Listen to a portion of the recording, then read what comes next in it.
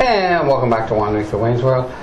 You know, we have an epidemic in this country, actually probably in the world, and drugs are that epidemic. And we needed a vehicle to take the people who fall into that and help them and get them back into working and back into society. With me is Benjamin Dobbs from Revive Detox. Thank you for having me. Is it Revive Detox? Revive Detox Center. Okay, cool. All right, so my opinion is people who get involved with rehab facilities and stuff are the best coaches, for lack of a better word, right, if they've been through it. This is very true. Okay, so let's go backwards. Okay, so where was your path leading into addiction? So mine started when I was 13, trying to fit in growing up. I went from alcohol and marijuana and lived a rebellious life. Was really more addicted to the lifestyle and addicted to the street type of lifestyle, fast pace, money, cars, power. And so I was more addicted to the lifestyle than the actual substance. And then that traveled on to 15 years of being addicted. Wow. I went from marijuana and alcohol to cocaine to ecstasy, all the way up to pain pills, and cocaine along the way as well. But the pain pills is really what drove me to recovery. Right. Because it came to a phase where it wasn't even about living the lifestyle anymore. It was a maintenance stage where it actually held me in chains and bonded me to really just wake up and try to maintain by taking the pills, and I was living no life. So that's really where it led me. I got clean and sober back in 2010. And I really didn't know what I wanted to do in life, because prior to that I was actually homeless. So I had exhausted all resources. My family wasn't in contact or connected with me anymore. So it was me, myself, and I had one choice: either get help or die. So I sought out help and did not know what I was going to do transitioning into my new lifestyle. I just knew that it wasn't going to include addiction or using drugs anymore. And that's where, a year into my sobriety, is when I got into this industry of drug treatment facilities and recovery. Well, I guess you needed time to get yourself deep into recovery, for lack of a better word. Yes. Before you can really help anybody else. Yes, this is true, and that's what happens a lot. You know, we get clean and sober, and then people want to rush back into life and society, and it's really from a place of hurt, of making up for lost time. And if you don't have the time or the ability and the knowledge to build your new foundation, it's going to be hard to develop something new. Okay, so now you decide, I'm over this garbage. I need to get a life. Yeah. Okay, so you find a facility. And explain to us, is it 2 days, 30 days, 100 days? What's the program like?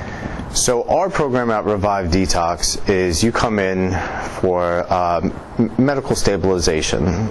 Depending on what your drug use is, we're going to have our professional medical team from ARMPs, physician assistants, and a medical director.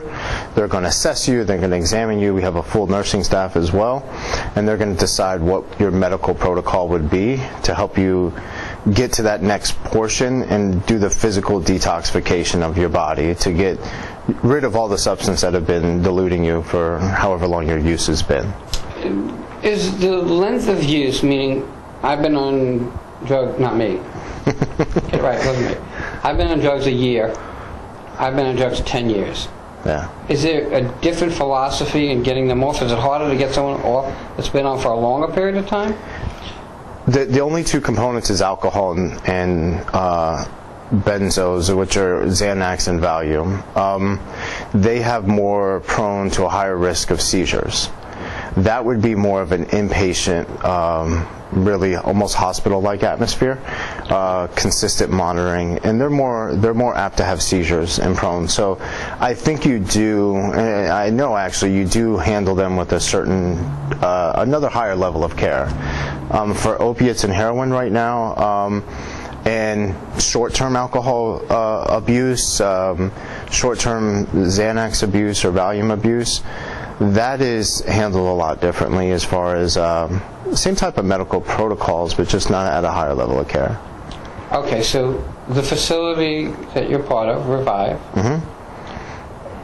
what's the majority of, for lack of a better word, the patients in there? Are they drug addicts, alcoholics, cocaine, weed?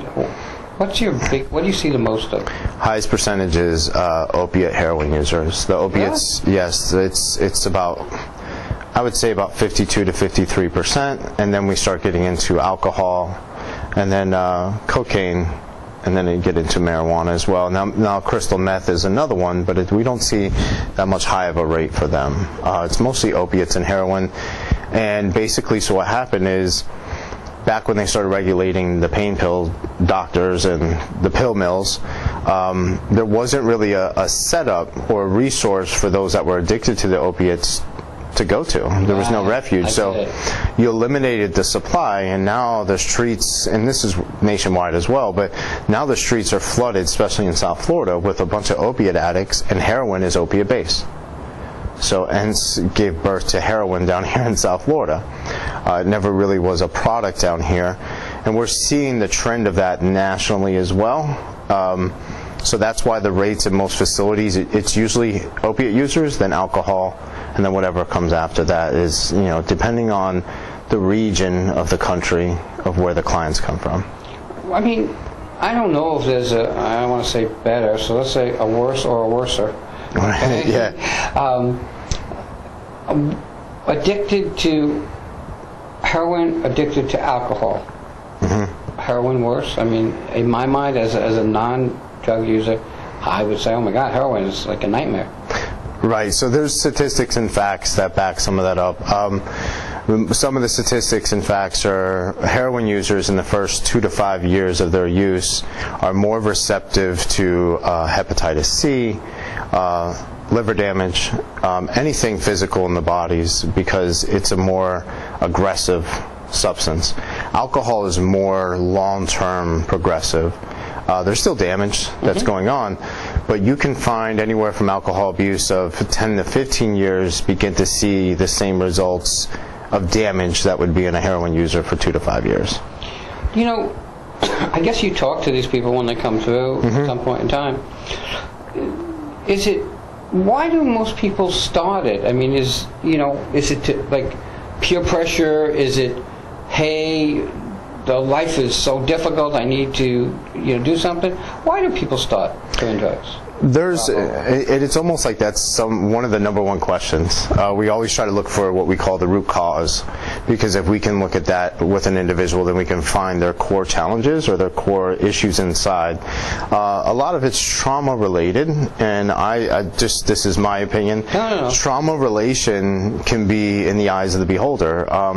For me, I had some traumatic events in my life, but the true trauma was what I put my body through and my emotions through. That was traumatic to me.